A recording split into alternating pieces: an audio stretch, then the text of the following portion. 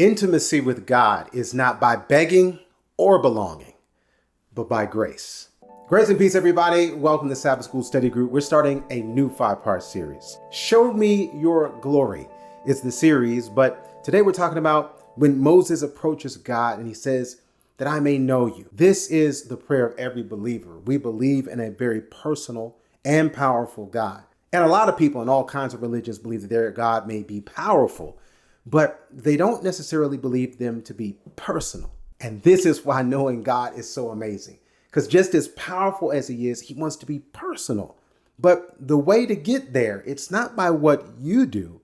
It's really about who he is. But before we go into it, I want to thank you for watching. Please subscribe to the channel. Hit the like button. That'll help others find this video and pass it on to someone else. And we would love to come to your church, school, or group. And so you can click the link below in the description for our email address. And so now, let's go. When we go to Exodus chapter 33, verse number 12, the Bible says, and Moses said unto the Lord, see, thou sayest unto me, bring up this people, and thou hast not let me know whom thou wilt send with me. Yet thou hast said, I know thee by name, and thou hast also found grace in my sight.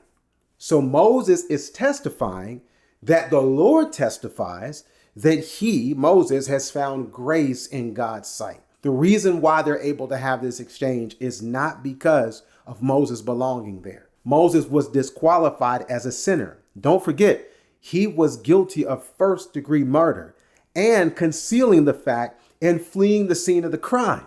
But beyond this, he finds grace in God's sight. And it wasn't because Moses was begging. Remember, Moses was in the wilderness and God comes to him in a burning bush. He wasn't even looking for God, but the shepherd finds the shepherd. This is all showing us that begging and belonging, that's not it. It's grace. And that grace is inherent not to us, but to our God. In Exodus chapter 33, verse 13, Moses prays, now therefore I pray thee, if I have found grace in thy sight, show me now thy way, that I may know thee, that I might find grace in thy sight, and consider that this nation is thy people. I love this verse. Just look at it for a second.